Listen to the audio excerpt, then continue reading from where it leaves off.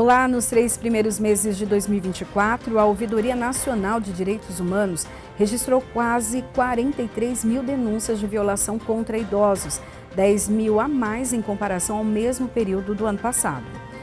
Hoje, o Alesp em Pauta vai discutir os abusos cometidos contra idosos e para essa conversa eu recebo Ana Paula Guarnieri, que é vice-presidente do Conselho Regional de Enfermagem de São Paulo. Seja bem-vinda. Gratidão pelo convite e a oportunidade de estar aqui discutindo um assunto de tanta relevância. Eu que agradeço. Também agradeço a participação aqui conosco de Marília Viana Berzins, que é diretora da Sociedade Brasileira de Geriatria e Gerontologia do Estado de São Paulo. Seja bem-vinda. Muito obrigada pela oportunidade, pelo prazer de estar aqui, como a Ana disse, de discutir esse assunto de relevância, importância para toda a sociedade, sobretudo para as pessoas idosas. Eu que agradeço e nós estamos já com uma sociedade envelhecendo e é preciso falar sobre esse assunto cada vez mais, né? Esse índice é muito alto, né, de denúncias de violação de direitos dos idosos. Fala um pouquinho para a gente sobre isso. Esse número que foi apresentado, talvez ele não represente a totalidade, porque tem muitas formas de violências e muitas pessoas idosas sequer sabem que estão com seus direitos violados, quer seja pela família, pela sociedade, pelo Estado. Então, esse, eu diria que é uma ponta de um iceberg que é muito mais profundo daquelas violências que acontecem dentro de casa, os maus tratos, os xingamentos, né, os desrespeitos, quer seja aquele que acontece no transporte coletivo, por exemplo, onde o direito à prioridade, ao assento reservado não é sequer respeitado. Muitas vezes é o próprio Estado que não cumpre o seu papel de proteger, de garantir os direitos que as pessoas idosas têm. Então, é muito importante, por isso que nós estamos entrando, né? Junho é considerado o mês violeta, o mês que traz à sociedade a discussão, né, sobre violência contra as pessoas idosas. E violência não é singular, violência é plural. Então, nós estamos falando de diversas violências. Super oportuno, essa oportunidade é ótimo, né? Mas super oportuno este encontro para trazer em pauta, não é, na Alesp em Pauta, um assunto de tanta relevância. E é interessante dizer para os enfermeiros, técnicos e auxiliares, nós vemos e convivemos com vários olhares. E lá na ponta, na comunidade, nós vemos cada vez mais a normalização das violências. É muito comum, pela questão até da organização das famílias, esse novo modelo de família menor, esse novo conceito de vínculos, também essa fluidez dos vínculos, também sendo um desafio. A redução das famílias também vem contribuindo muito com o conceito mais triste, o abandono. O abandono dentro das casas. Então, esse abandono, essa violência intradomiciliar é uma coisa que nós vemos. Vemos quando entramos na casa das pessoas para fazer a visita domiciliária, na hora que ele vai até na unidade básica de saúde e você pede para um acompanhante ir e ele fala, não tem quem vá, tudo bem, não tem, mas não tem ninguém que possa fazer. Ou então mesmo dentro dos espaços, a questão de que esses espaços de vínculo não foram construídos e existe uma violência verbal velada. É normal chamar esse velho, e não é a palavra velho, é a conotação da palavra. As piadinhas, a normalização das piadinhas. Muitas vezes, é bonito isso. Não, não é bonito. O vozinho e vozinha. A infantilização da pessoa, né? A utilização assim de E tudo isso são coisas que cada vez, nos últimos tempos, a gente tem visto muito. E muitas vezes isso é massificado, no geral, como uma coisa assim, é carinho. Não, isso não é carinho. O vozinho chato não é um carinho. A esse tipo de violações de direito, de desrespeito, a gente chama de violência institucional, que é aquela que é cometida dentro de um espaço de atendimento, de prestação de serviço a uma pessoa, e a gente está nessa luta de designar pessoa idosa, conforme o próprio estatuto foi mudado, agora é estatuto da pessoa idosa, para dar essa condição de cidadão, de sujeito histórico, de sujeito que faz parte de uma sociedade. Então a gente vê que um lugar que deveria oferecer segurança, proteção, cuidado, respeito, ele também é um agente de violência. Ele comete uma violência designada dentro da tipologia das diversas formas de violências, plural, insisto, a essa que é institucional, que não acolhe, que não recebe, que não encaminha para o serviço necessário, que fala assim, isso é normal da idade, só porque é velho ele queixa-se de uma dor, fala, meu joelho está doendo, tá?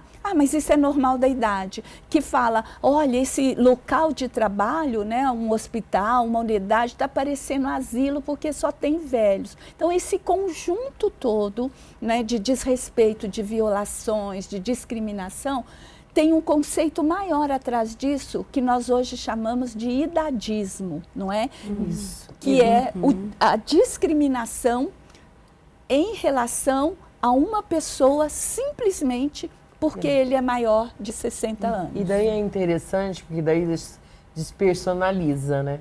Deixa de ter aquele que construiu aonde nós moramos, aquele que brigou pelos direitos, pelos espaços, deixa de existir. Simplesmente desmerece, porque ele não tem, cronologicamente, o direito por ter mais de 60 anos. E isso, essa normalização, será que isso é o que nós queremos? E lembrando também que todos nós vamos passar pela mesma etapa. Hoje, né, muitos deles então vivendo esse momento de desvalorização, como vocês falaram, mas nós todos vamos passar pela mesma fase. Se não preparar agora a sociedade, acho que vai ser bem difícil. Né? Eu acho que o grande investimento do presente é este. Dizer para as gerações que nos precedem, os mais novos, que o futuro deles é a velhice. Se a gente efetivamente não mudar a forma como nós vemos o envelhecimento, e cada vez mais teremos pessoas idosas, o censo 2022 nos diz que nós temos 15,7% da população com 60 anos e mais. Daqui a pouco, 2050, a gente vai bater 30%. Então, nós vamos viver num mundo envelhecido, onde teremos cada vez menos crianças. Então, nós precisamos investir para uma educação pró-envelhecimento e não uma educação contra o envelhecimento, valorizando apenas quem é jovem, quem produz. Nós precisamos defender uma sociedade que seja boa para todas as idades. Como a Ana disse, valorizando quem já construiu, quem já produziu, quem já trabalhou e continua trabalhando, porque a gente também associa que as pessoas idosas não contribuem mais com a sociedade. Isso reforça o idadismo. Nós temos que afirmar que pessoas idosas continuam contribuindo para a vida social. Então, não a violência contra a pessoa idosa, não a discriminação, não ao idadismo e valorizar quem já contribuiu, continua contribuindo e contribuirá com a vida social. E é interessante quando falam sobre o trabalho, né? É muito rótulo. Aos 60 anos... você não tem mais nada que fazer. Esse velho está fazendo o quê? Está surdo, não consegue mais, não precisa mais estar nos espaços de trabalho. E daí é muito interessante numa reflexão, especificamente, lógico, eu vou pensar especificamente com os profissionais de enfermagem, nós somos a maior categoria da área de saúde. Nós somos o esteio do SUS no atendimento. Só que nós também temos uma média de idade, hoje, no estado de São Paulo, de mais de 40 anos. E com isso, aproximadamente 24% são de pessoas com mais de 60 anos. Então, tire todos esses profissionais de atuar, de cuidar das pessoas. Será que daria certo? Será que essas pessoas não têm mais nada para fazer?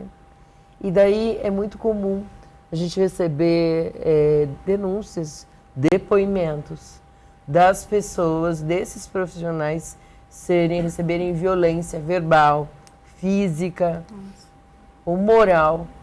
Esse velho está fazendo o que aí que não está em casa?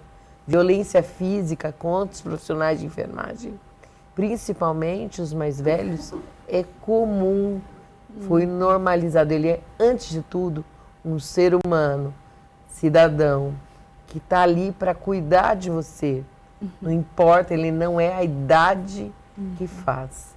Então, a questão da violência física é ruim, né? E a violência psicológica é pior ainda. Sim. Então, essas mudanças vêm da mais básica mesmo. Entender que o outro é gente como você. E essa mudança é estrutural. A gente parar de reproduzir esses conceitos desde lá da criança. Parar de falar piadinhas, parar de achar graça em coisas e desmerecer, porque isso a gente incute nas crianças que serão os jovens e que cuidarão de nós amanhã. E até a rede também, para atender essas pessoas, precisa de uma ampliação. Por exemplo, a pessoa se aposentou, muitas vezes ali ela acaba cuidando dos netos, que também não é o ideal. Ela pode, pelo menos na minha concepção, pode ajudar, mas não é responsabilidade dos avós cuidar dos filhos, dos netos, né? Mas tem, por exemplo, aqueles lugares de convívio, porque parece que quando o idoso ou a pessoa que chega ou passa dos 60 anos está na fase, na melhor idade, né? Ela fica em casa, para de trabalhar, assim, para de conviver com outras pessoas, parece que ela vai envelhecendo mais rápido. É uma percepção só minha? Eu só queria chamar a atenção, porque o envelhecimento não é necessariamente a melhor idade que as pessoas possam viver. Nós hoje temos refletido muito sobre esse conceito de melhor idade. Melhor idade é um conceito individual do sujeito que se avalia e fala, eu estou vivendo agora a minha melhor idade. Só queria chamar a atenção, principalmente para as pessoas que sofrem violência. Talvez a velhice seja a pior idade dela, porque a violência acontece dentro de casa. Ela é feita por pessoas que fazem parte da sua família, por isso que a gente fala que ela é doméstica. E pela ordem, filhos, filhas, netos, netas, genros, noras, e assim vai.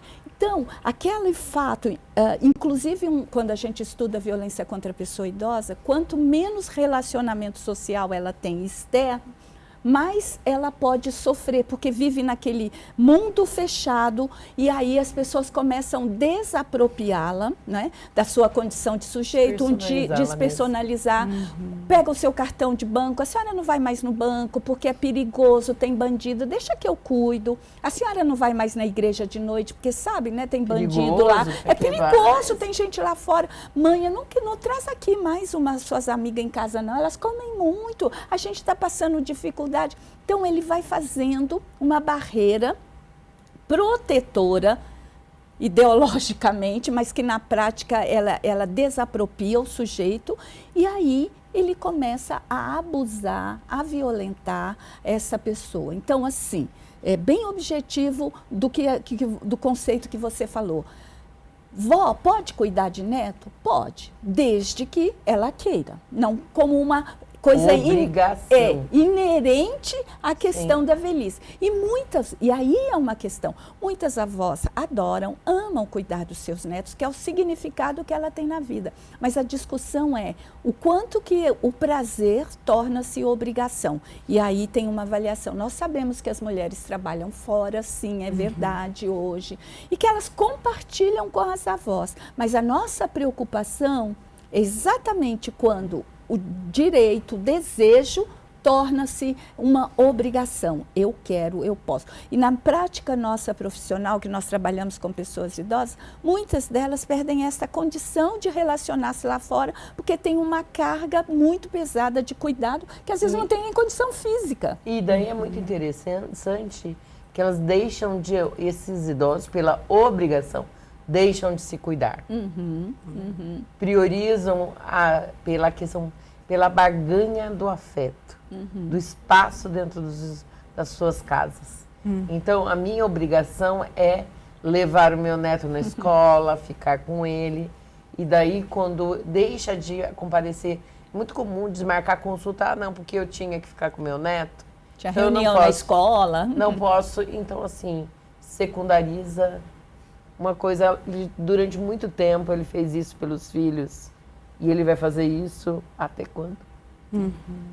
E tem uma relação também que nós vivemos num mundo muito desigual, num Brasil extremamente movido por uma desigualdade social, problemas sociais enormes. Muitas vezes esses avós são os filhos que não são mais presentes por várias razões, inclusive às vezes até por estar cumprindo prisão por algum delito, muito comum. Por uma filha que desapareceu do mundo. Nós temos a questão das drogas, de filhos dependentes. Muita gente que sai do país esquece dos pais aqui. Então, nós temos um cenário social muito cruel. E quando a gente chama junho, o mês de conscientização da violência contra a pessoa idosa, nós não estamos falando de um só tipo de violência. Esse cenário, ele precisa ser escancarado. Por quê?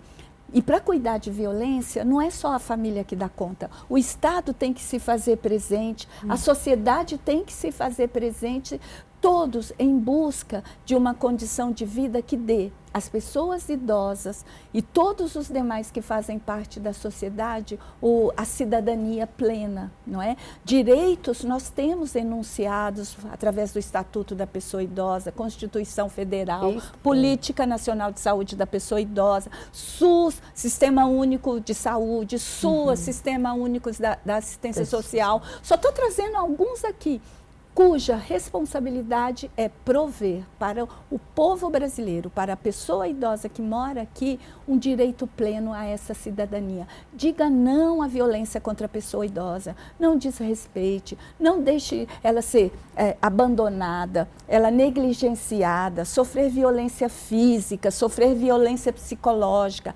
abuso financeiro, patrimonial. Ou mesmo abuso sexual, é muito... Sexual, pensa que idoso não...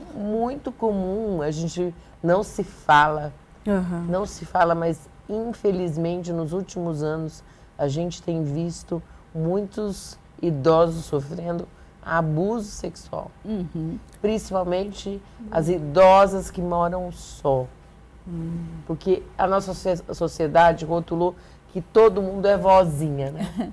Quem disse que é vozinha, vozinho? Às vezes eu optei por não ter filhos, ser sozinha. É escolha, ponto. Né? Então, essas a gente tem visto muito e é muito recorrente conversando, vendo nas comunidades, nas sociedades, isso é uma normalização, uma falta de olhar. Né? Mesmo quando a gente pensa, os bailes da terceira idade são muito legais. Mas também a questão dos abusos que acontecem, às vezes, de pessoas mais jovens sobre os mais velhos, com extorsão, com retirada, questão financeira, por questão do afeto, carência, tudo isso. Então, é uma forma, Mas também lembrar que dentro dessas diversas formas, de novo, a gente não pode esquecer que você viu, você tem obrigação de denunciar. Sim. Se você, mais do que obrigação pelo lado do direito, lei, né? é uma obrigação moral. Poderia ser você nessa condição, né? Acho que isso é um fato relevante de mudança. E a gente falando do Estado, eu lembrei de uma questão educacional, né? Se a gente pensar nos profissionais de saúde, apesar de estar na lei, que é obrigatório que se fale a denúncia, a notificação. A notificação, a própria formação não dá ênfase nisso. Bom, nós já estamos chegando aí no finalzinho do primeiro bloco. Eu quero agradecer a participação, que eu já vou me despedir, da Ana Paula Guarnieri, que é vice-presidente do Conselho Regional de Enfermagem de São Paulo. Mas vou deixar aí as considerações finais. A gente recebe no próximo bloco mais um entrevistado, mas você trouxe alertas muito importantes nesse programa. E eu vou dar ainda um tempinho aí para você deixar um recado para quem está em casa. Você falou da denúncia, mas a responsabilidade é de todos. Com certeza, a responsabilidade é de cada um. Uma das coisas eu falo, primeiro, vou falar assim, do envelhecimento para todos. A gente envelhece no trabalho, a gente envelhece na vida. Na cidade. Na cidade, porque só não envelhece quem morreu antes. Então, olhe, quando você estiver diante de um profissional, ele não se vale pela sua idade. Ele vale porque ele é gente. Denuncie todos os tipos de violência. A violência física parece mais relevante, mas pode ter certeza que a violência moral é aquela que marca mais fielmente. A todas as pessoas lembrar que dentro das famílias ela tem uma história.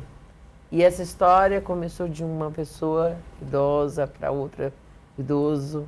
Então dessa relação do cuidado, da construção dessa sociedade vem também da história de cada um que construiu. Isso é fundamental. E principalmente, vou puxar a sardinha para o meu lado, para os profissionais de enfermagem, não pratiquem violência contra o profissional de enfermagem que está lá. Ele sempre vai fazer o melhor para você. Ele sempre vai querer, ele doa o seu tempo, o seu espaço, toda a sua história para cuidar de você. Então, não valore ele pela sua idade. Isso é fundamental. Obrigada pela sua participação. A gente faz um rápido intervalo, daqui a pouquinho a gente volta.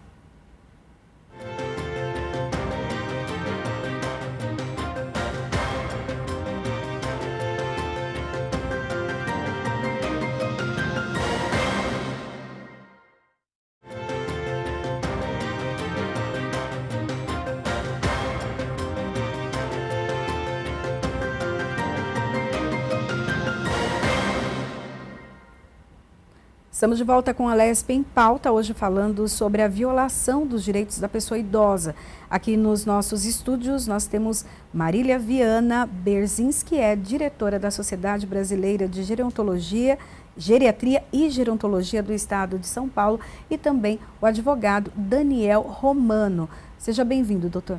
Agradeço o convite, um prazer imenso estar aqui. Vamos continuar nessa conversa orientando principalmente as pessoas de mais idade. A Marília já estava conosco desde o bloco anterior, agora a gente recebe então o doutor. Marília, conta pra gente um pouco quais são os tipos de violência, porque quando a gente pensa violência, sempre vem a questão física, mas tem várias outras. Inclusive, na pessoa idosa, a violência física, que é um dos tipos de violência, né? Na pessoa idosa ela acontece, mas ela não acontece com tanta intensidade quanto acontece na criança, no adolescente.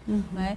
Então, violência física, sendo bem objetivo para você que está nos ouvindo, né? Perceber essa forma. Então, nós temos violência física, que é a agressão física à pessoa, ao corpo dessa pessoa. Nós temos a violência psicológica, que é aquele xingamento constante, repetitivo, no qual a pessoa ela é desmerecida, sua velha, velha, sua chata, você não presta, você atrasa a minha vida, se não fosse por você eu estaria no outro caminho. Exemplo. Nós temos a violência que a gente chama de financeira ou patrimonial, que depois acho que a gente vai falar mais um pouco sobre isso, que é apropriar-se de um bem da pessoa idosa, do seu patrimônio. Nós temos o que a gente chama de abandono, que não prover os cuidados para a pessoa que precisa de cuidado. Nós temos a negligência, que é muito parecida com o abandono, né? Que é negligenciar os recursos que ela precisa.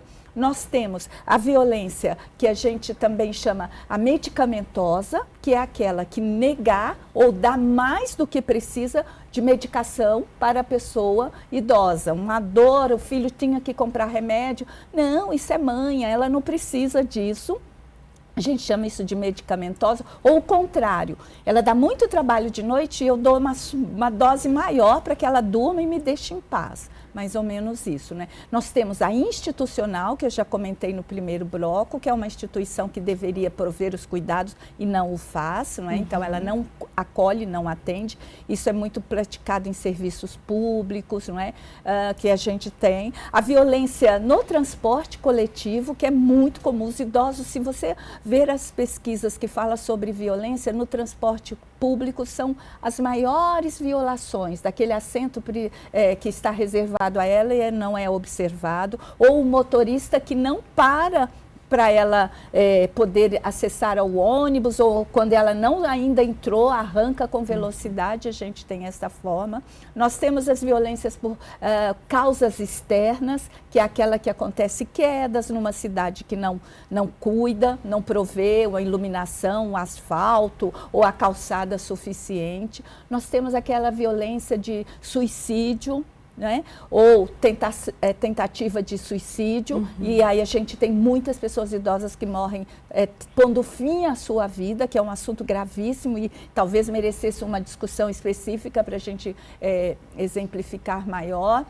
São a tipologia da violência não foi a Marília que deu, existe toda a Organização Mundial de Saúde, referendada pelo Ministério de Saúde, que classifica esses tipos de violência, inclusive, como a nossa colega no bloco anterior falou, tem uma ficha que chama de notificação dos casos suspeitos ou confirmados de violência, que é a obrigação do profissional de saúde fazer essa notificação. E lá tem as formas de violências. Ele pode ser confirmada ou pode ser uma suspeita. E essa ficha é tão boa porque ela alimenta o sistema de saúde para alertar. Olha, está aumentando o número de violência física, está aumentando o número de violência psicológica. Enfim, eu me estendi na resposta, mas eu tentei ser muito objetiva para identificar. E se por acaso eu não falei alguma, eu retomo isso numa próxima oportunidade que você dialogar comigo. Claro, claro.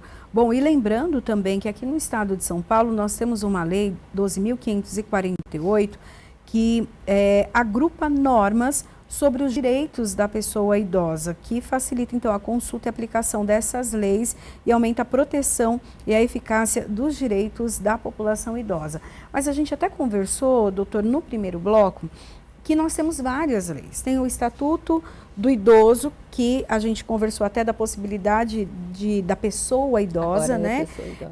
Temos outras leis. E aqui na LESP, por exemplo, essa que juntou várias. Ou seja, de lei tem.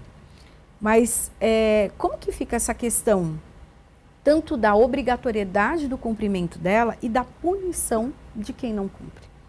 A lei, ela está ali para ser aplicada, isso é fato.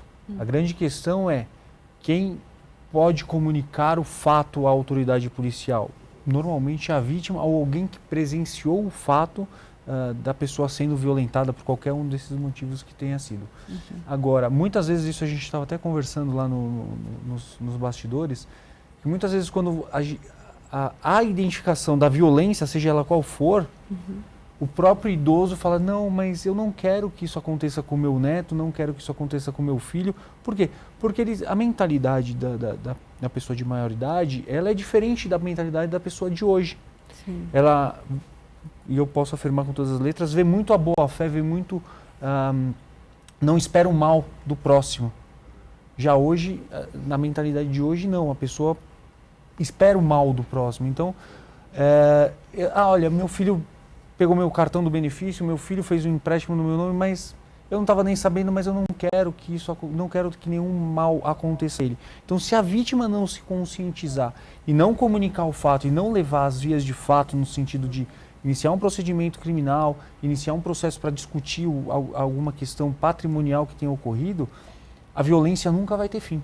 E a lei está ali para protegê-la. Basta o quê? Que a pessoa tenha consciência de falar assim, vou fazer valer os meus direitos.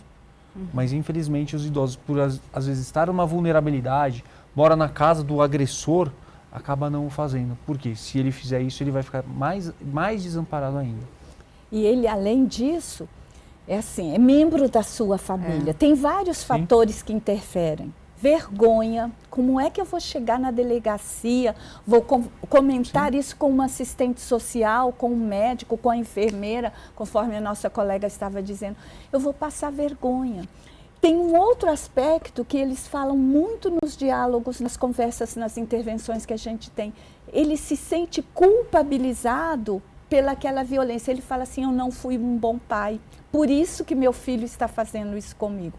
É muito comum ele perguntar para si, ao sofrer uma violência, onde foi que eu errei? Então a culpa é minha. Ele acaba se transformando num agressor do passado. Olha, isso acontece comigo hoje porque eu fiz isso. Eu fui mau pai, momento atrás. Aí eu não dei educação suficiente, eu fui muito rígido na educação. Veja, então, falar de violência contra a pessoa idosa não é fácil. Primeiro, o sujeito, a pessoa, precisa reconhecer, porque ainda tem um agravante quando a gente falou de idadismo, não é? Atrás, no bloco atrás, não é? Ele pensa que é normal da idade ser maltratado. Olha que contradição é essa. Então, ser xingado, ou aquele idoso que entra no transporte coletivo, tem um jovem, por exemplo, sentado no banco de prioridade, não é exclusivo, mas prioridade é para ensinar para todos nós que aquele sujeito, aquelas 5 categorias que estão nomeadas lá na placa, é prioridade dele. Então, ele finge que não vê, ele dorme, ele escuta lá. Então, assim, essa sociedade fala assim, o que esse bando de velho, olha que eu já escutei isso, está fazendo no ônibus às 8 horas da manhã.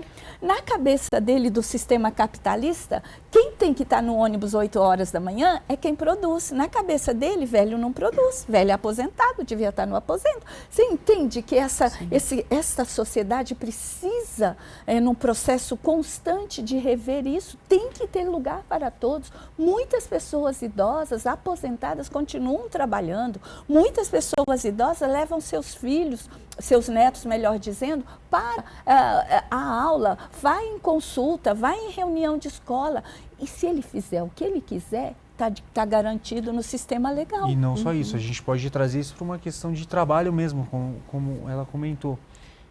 Muitas pessoas, quando atingem uma determinada idade, para aquela empresa, ele já não serve mais. Então, ele já tem ali todos os benefícios por estar há muitos e muitos anos dentro da empresa, acaba sendo trocado por, às vezes, 2 ou 3 pessoas que vão ganhar menos, que não têm a competência, não conhecem como é que funciona o produto. O que eu chamo de economia burra, né? Eu estou dispensando um profissional totalmente dedicado pela idade, que já é um preconceito, né? Para contratar pessoas jovens, por quê? Porque entendo eu que o jovem tem mais sangue nos olhos para produzir. Não é. Muitas vezes o idoso está ali. O idoso vai perdão pela palavra, né? Mas a pessoa com maior idade, ela vai dar ali o sangue para a empresa, porque muitas vezes ela viu aquilo lá crescer e cuida da empresa como idoso. Hoje, muitas vezes, como dono, muitas vezes o jovem ele não tem essa visão. Eu estou ali apenas para cumprir meu horário e receber no final do mês o meu salário. Essa é uma grande diferença entre a pessoa com uma maior idade e o jovem de hoje. Doutor, e nesse caso, dentro das empresas, quando há essa... ou se coloca a pessoa de lado, não demite por causa da idade, mas coloca a pessoa de lado, coloca a pessoa na gaveta, tira as funções, é como se enquadra ali num assédio moral ou não? Dependendo da forma como é feito, sim. Isso, inclusive, pode gerar um processo que a gente chama de rescisão indireta, que é como se entra-se com um processo contra a empresa, mas ao final do processo é como se ele tivesse sido demitido sem justa causa. Então ele vai receber todos os benefícios, todos os direitos, seguro-desemprego, a multa de 40% do FGTS. O ideal é que não chegue nessa situação. Por quê? Afastar, tirar as funções de uma pessoa caracteriza sim um assédio moral. E também, se tem aquela piadinha, olha o velho ali, olha o velho, é a 4ª vez que ele está indo no banheiro, só hoje. Não é melhor ele ficar com uma fralda geriátrica? Nossa. Isso gera uma responsabilização para a empresa. Então, além da diretoria, dos donos da empresa se conscientizarem e evitarem que isso aconteça, há necessidade também de criar uma política interna para que não haja nenhum tipo de discriminação de idade, de gênero, de raça, de religião, de qualquer tipo, porque eu brinco, eu falo abertamente lá no escritório, a única coisa que a gente tem que fazer com preconceito, seja aqui dentro ou seja na rua, é abominá-lo, extirpar ele da nossa sociedade. Inclusive a LESP, ela lançou uma cartilha com as boas práticas e isso também é falado nela, em relação à questão da idade, às vezes a brincadeirinha que um faz, né, não é entendida como uma brincadeirinha, uma né? violação de direitos. A gente fala muito de violência física, mas eu falo que às vezes uma palavra, uma frase dói mais do que um soco. O estrago é muito maior. Exatamente, e você fica com aquilo na sua cabeça. O roxo sai, mas dói, mas passa. Agora, esse desrespeito, essa brincadeirinha, essa forma de lidar com as pessoas, isso é uma perversidade muito grande, não é? Então, na pessoa idosa, a violência psicológica, que é aquela repetida, contínua, e aliás, o conceito de violência contra a pessoa idosa fala que é um ato único ou repetitivo que cause dano a esta pessoa. Então, aquilo pode aniquilar o seu desejo de viver, ela ter uma situação assim, eu não presto mais para nada, eu não sirvo mais para nada. E muitas pessoas idosas costumeiramente falam assim, não sei porque Deus ainda não me levou, ou todo mundo já foi e só eu que fiquei. Isso, a vida está difícil, ela já está, e no processo de suicídio a gente tem ideação, a tentativa e o suicídio concretizado. Ela já está falando assim, minha vida não tem mais sentido. Isso nós estamos falando de pessoas que têm uma capacidade mental, uma capacidade motora, conseguem discernir o que é certo e o que é errado, pessoas que têm uma facilidade de transporte. Agora vamos pensar nas pessoas que não têm discernimento de saber o que está acontecendo no mundo à volta dela ou tem uma dificuldade de locomoção. Então, nesse caso, ela pode muitas vezes ficar trancafiada dentro da sua casa. Por quê? Porque ela não tem um auxílio para subir numa cadeira de rodas, para andar na rua, a bengala, o andador, né? Então, isso ainda é um pouco mais grave do que a gente falou até agora. Mas, por quê? A partir do momento que estou sozinho, já não trabalho, a pessoa se aprisiona dentro de casa, ela acaba perdendo a vontade de viver, acaba definhando e exatamente nessa questão. Vai ficar o dia inteiro assistindo a TV. Vai ficar, e aí assiste, me permite, aqueles programas que assustam as pessoas. A gente sempre trabalha com isso, porque eu fico o dia inteiro vendo determinados programas que só traz o lado perverso da vida. A TV até sangra, né? De sangra. Tanto e crime ele fica que eles... ligado. Aí o mundo externo se caracteriza só nesse pavor, não é? Mas a gente sempre tem que investir em relacionamentos saudáveis, bons, família é tudo de bom, não é? Quando esta família é presente. E a família pode ser tudo de mal quando essa família é o agente de promoção de eu não quero mais viver. Não é? E aí eu falo assim, não tem o CID. CID é um código que define quais são as doenças, o Código Internacional que classifica as doenças. Não tem no CID desistência de viver, mas você vai lá no CID, tem broncopneumonia, tem depressão. Então, aquela situação que eu estou vivenciando em casa, esse abandono, essa negligência, pegar o meu cartão e eu não ter mais acesso a ele, vai me dando um sentimento de para que eu estou viva? Eu não quero mais viver.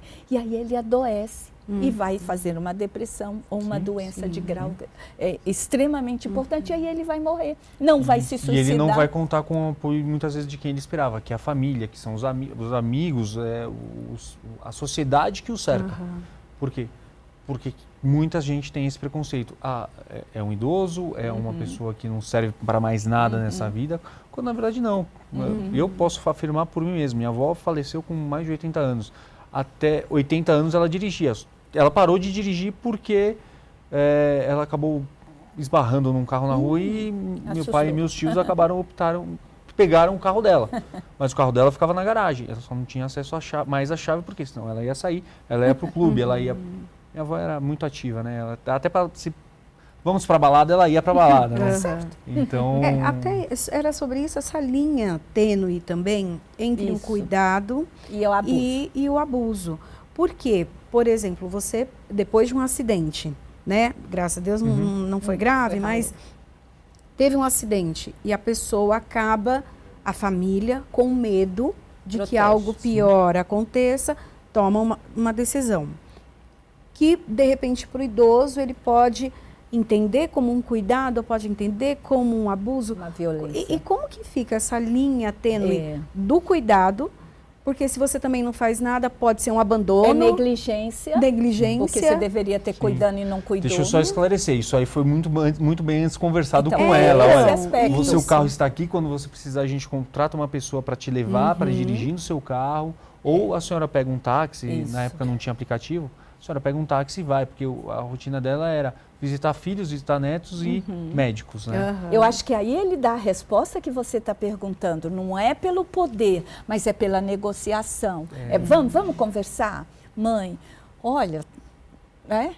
E, aliás, a gente tem hoje também no sistema do Detran que quanto mais velha a gente fica, menos tempo a gente tem de renovação da carta. Porque não existe um limite etário para a pessoa dirigir. Sim. Existe a condição para dirigir. A condição física. Física, mental, uma série de fatores que determinam. A família ser parceira, protetora, tudo de bom. Mas a família ser abusiva, dizer, a partir de hoje você está proibida de dirigir, aí já está desrespeitando a pessoa. Sim. Mãe, só viu o que aconteceu? Você tem certeza que precisa continuar dirigindo? Olha, você pode sair todos os lugares que você quiser, mas a gente tem uma outra alternativa. Vamos ver se eu consigo alguém, a senhora vai de táxi. Então, é esta negociação. Por quê? Proteger, precisamos sim, defendemos a proteção às pessoas idosas, mas sobretudo nós temos que defender a autonomia, que é a capacidade que a pessoa tem de gerir a sua própria vida e dizer eu não quero. Muitos filhos se metem... Até para manter a sanidade mental, até para ela poder exercitar o cérebro para não ter um mal que possa, como um Alzheimer ou alguma coisa que vai acabar definindo a mentalidade da pessoa.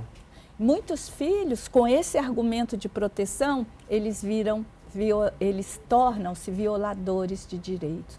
Mãe, olha, por exemplo, vou institucionalizar a senhora. Morreu o pai, né? Ela ficou sozinha, a casa é muito grande, a senhora está esquecendo o fogão aceso. Vamos internar a senhora. Internar não é a expressão certa, porque uma instituição que abriga idosos não é uma instituição de saúde.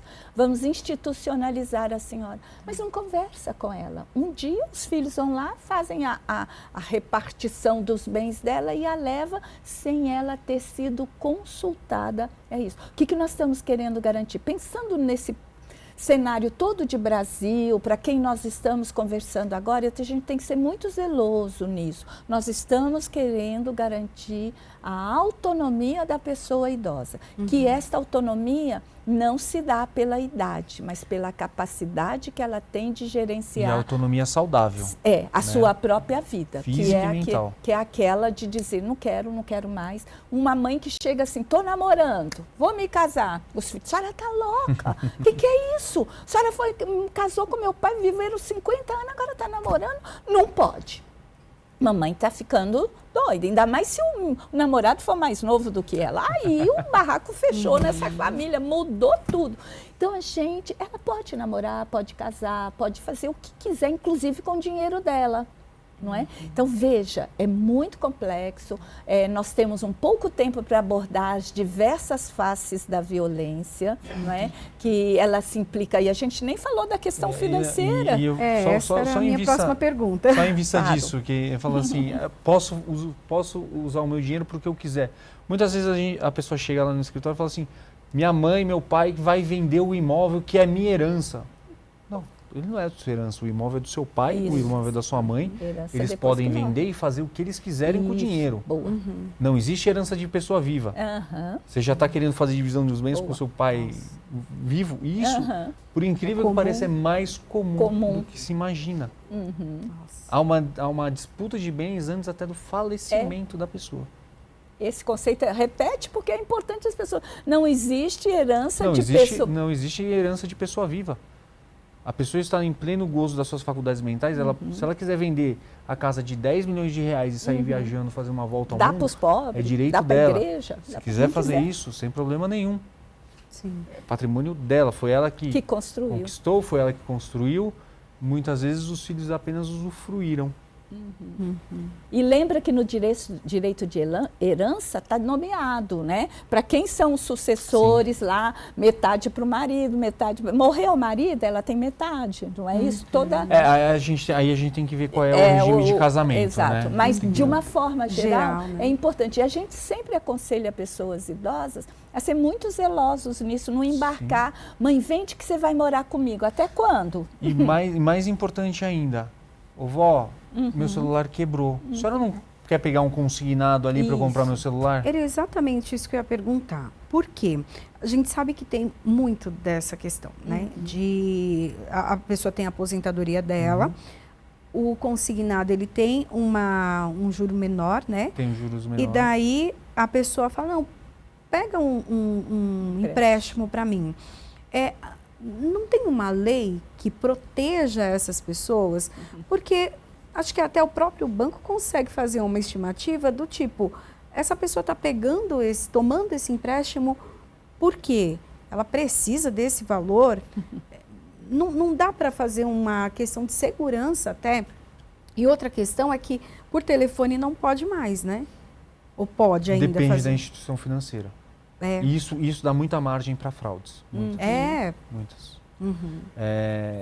Primeiro, o banco, você está pegando o dinheiro, você não está adquirindo um automóvel, uma casa. Então o banco ele não vai, para ele não importa o que você vai fazer com o seu dinheiro, porque você pode comprar um celular, você pode reformar a casa, você pode pegar para fazer um investimento que vai te dar uma rentabilidade maior. São inúmeras possibilidades que você tem para usufruir daquele dinheiro que você está contratando. E o banco, ele não vende bens, ele vende dinheiro. Então, mesmo quando você vai financiar um veículo, quando você vai pegar um consórcio, um imóvel, ele não está comprando o bem, ele está te dando dinheiro, você é o proprietário, o possuidor, e ao final você se torna proprietário. Então, para o banco não importa para que você vai estar ganhando dinheiro. Pegando o dinheiro, por quê? O banco está interessado só o quê? Quanto você pegou e quanto você vai me pagar. Quais são os problemas do consignado? A facilidade é muito grande de você obter. Basta você ir fazer lá No aplicativo a solicitação, já consegue, né? dinheiro cai na sua conta em minutos. Só que os juros são menores, mas você vai pagar em 84 vezes. 84 vezes são 7 anos. 7 anos. Uhum. Quantos Você pega por cento? 2 Até mil, quantos? até 30%. Veja. Até 30% mais 5% dos cartõezinhos. Uma outra questão que pouca gente sabe, quando você contrata o empréstimo consignado, eles emitem um cartãozinho RMC ou RCC e começam a debitar valores no seu benefício, na sua aposentadoria. Só que eles não podem fazer isso porque você está pagando por uma coisa que você sequer utilizou. Então você tem direito a qualquer momento solicitar o cancelamento desses cartões. E se você, num determinado momento, utilizou esses cartões e está pagando há muitos e muitos anos, você pode sim questionar judicialmente os valores que foram pagos e pedir a devolução dos valores que foram pagos a mais. Isso é plenamente possível e plenamente legal. Porque, eu sempre brinco, o banco só está aí com um motivo, te tirar ainda mais dinheiro.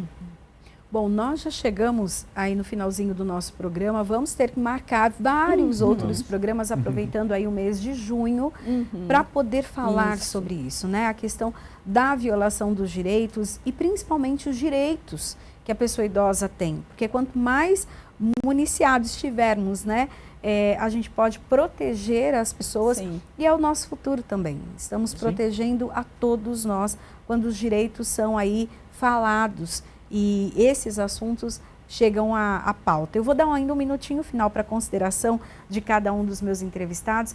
Agradeço aqui a Marília Viana Berzinski, a diretora da Sociedade Brasileira de Geriatria e Gerontologia do Estado de São Paulo. Muito obrigada pela sua participação. Eu que agradeço essa oportunidade de falar sobre este tema. Estamos à disposição. A Sociedade Brasileira de Geriatria e Gerontologia é uma sociedade que defende, que protege e que estimula que esta sociedade na qual nós estamos inseridos, a sociedade que nós defendamos as pessoas idosas como patrimônio. E eu também sou uma pessoa idosa e tenho muito prazer e honra de falar isso e defendemos o direito. Diga não à violência contra a pessoa idosa, é a minha última palavra. Obrigada. Também agradeço a participação aqui conosco do Dr. Daniel Romano. Muito obrigada.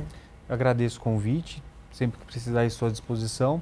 E eu vou resumir em apenas uma frase.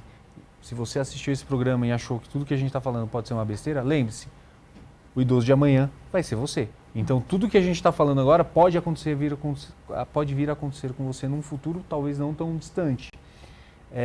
E você que já tem uma certa idade, cerque-se de todos os cuidados. Não permita que a pessoa violente você de qualquer forma, seja violência psicológica, financeira, sexual, moral, dentro do seu ambiente de trabalho. E conte sempre com o auxílio de um advogado de sua confiança para evitar que você seja vítima de qualquer tipo de violência. Só denúncia, como que as pessoas podem fazer?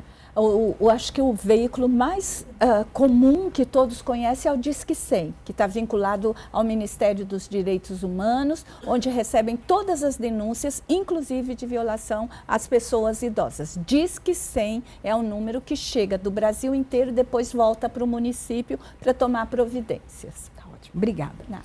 Bom, e com esse recado a gente termina o programa Alesp em Pauta de hoje. A gente se encontra na programação da Rede Alesp. Até o próximo programa. Tchau, tchau.